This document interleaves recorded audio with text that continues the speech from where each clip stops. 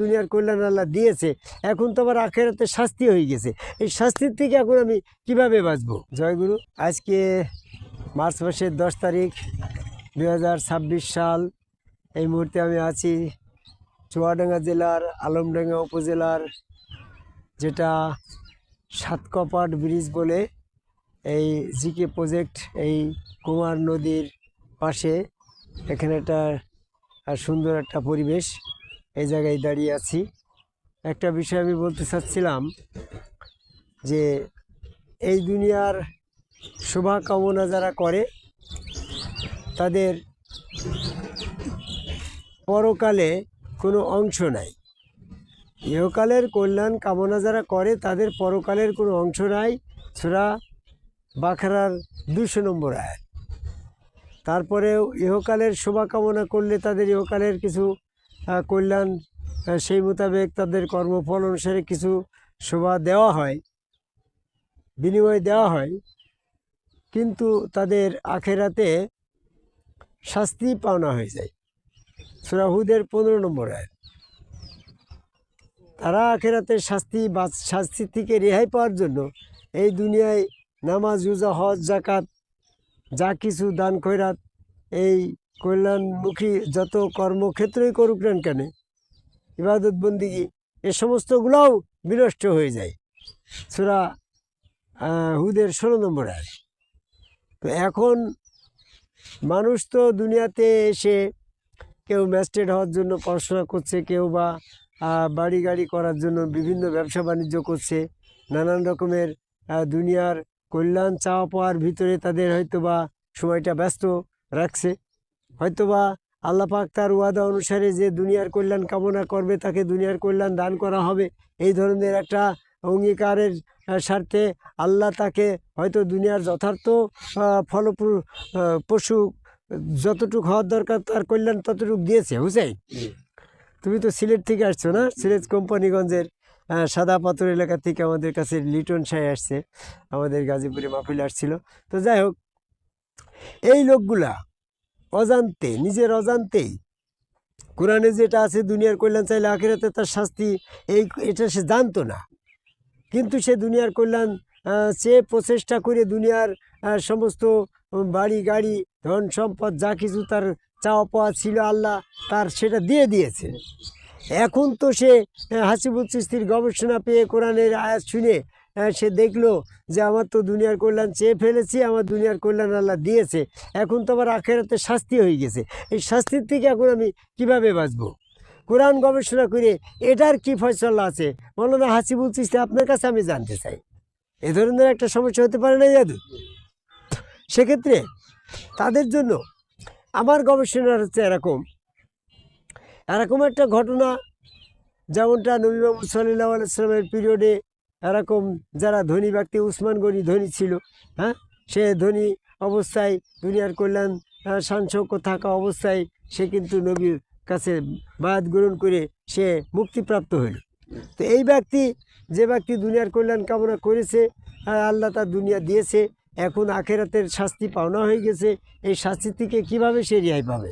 এই ব্যাপারে কোরআনের ভিতরে আসছে যে ব্যক্তি এরকমভাবে আল্লাহ পাকের সাক্ষাৎ মুলাকাত পাওয়ার জন্য সম্মুখ গুরুকে রসুল হিসাবে বিশ্বাস করলো, রসুলের হাত আল্লাহর হাত, রসুলের চেহারা আল্লাহর চেহারা বিশ্বাস করে সেখানে আদম কবে আল্লাহকে সেজদা দিয়ে মুমিন হয়ে গেল।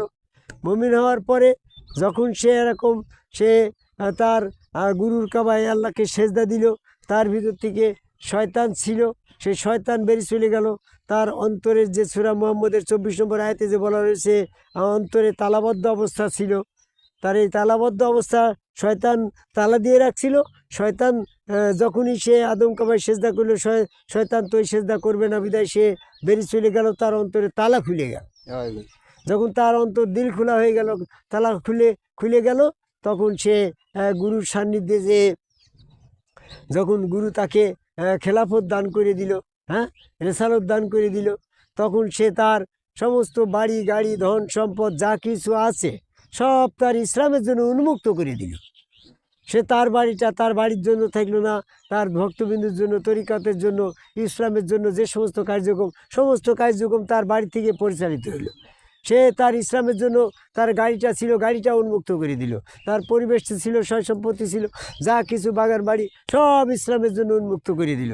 এই তরিকার ভক্তবিন্দু আসবে, চলাফেরা করবে, খাবে দাবে, সেটা দরবারই চালু করে দিল। এরকম অবস্থায় ইসলামের জন্য তার দিল খোলা হয়ে গেল। যখন সে ইসলামের খেলাফত পাওয়ার পর ইসলামের জন্য দিল খোলা হয়ে গেল, তখন সূরা জুমার 22 নম্বর আয়াতে বলা হয়েছে সে সার্বক্ষণিক আল্লাহ পাকের নূরের ভিতরে ডুবে থাকল। যখনই সে আল্লাহ পাকের নূরের ভিতরে ডুবে গেল, তখন তার পরকালের যে শাস্তি পাওয়ানো হয়েছিল, হ্যাঁ, সে তার সমস্ত ধন সম্পদ, বাড়ি গাড়ি, আমিত্ব বিসর্জন দিয়ে গুরুর কাছে যখন সমর্পণ করলো, স্যালেন্ডার করলো, ইসলামের জন্য দিল খোলা হয়ে গেল, উন্মুক্ত করে দিল সমস্ত কিছু, তার সেই দুনিয়ার কল্যাণটা দুনিয়ার দিকে আর থাকলো না, ওই দুনিয়ার কল্যাণের সম্পদটা আখেরাতমুখী হয়ে গেল।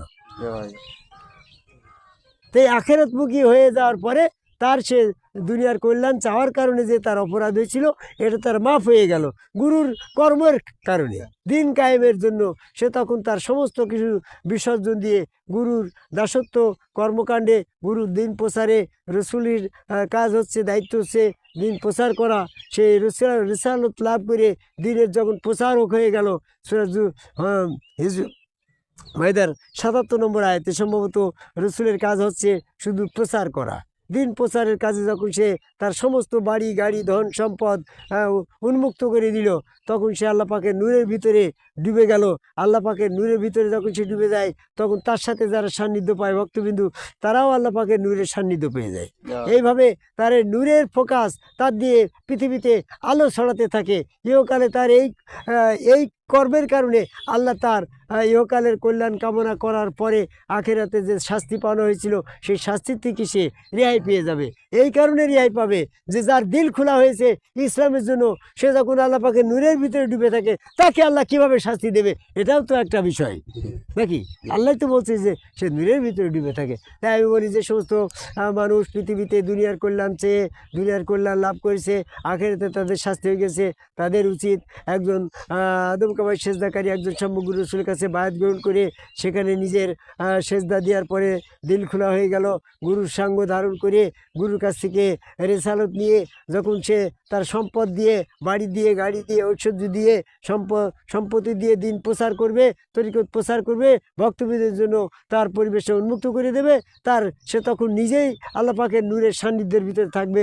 বিদায় সে যদি এই অবস্থায় মৃত্যুবরণ করে, ইসলামের ভিতরে থাকা অবস্থায় মৃত্যুবরণের কারণে সে সেদিনকে আল্লাহ পাকের কাছে যেয়ে, হ্যাঁ, এরকম তার সমস্ত শাস্তি থেকে সে রেহাই পেতে পারে। তাই আমি তাদেরকেই সাজেশন দিই, এই যে কোরআন গবেষণা করে দেখলাম যে আপনি দুনিয়ার কল্যাণ চেয়েছিলেন, দুনিয়ার কল্যাণ পেয়েছেন, আখেরাতে শাস্তি পাওয়ানো হয়ে গেছে। শাস্তি থেকে বাঁচার জন্য এখন আপনার গুরুর সান্নিধ্যে এসে গুরুর কাছে সমস্ত কিছু সমর্পণ করে দিয়ে নিজের অন্তরটা তরিকার জন্য দিল খুলে দিয়ে মহাশাস্তি আখেরাতের শাস্তি থেকে রেহাই পাওয়ার আহ্বান করে আমার কথা শেষ করে, জয় গুরু।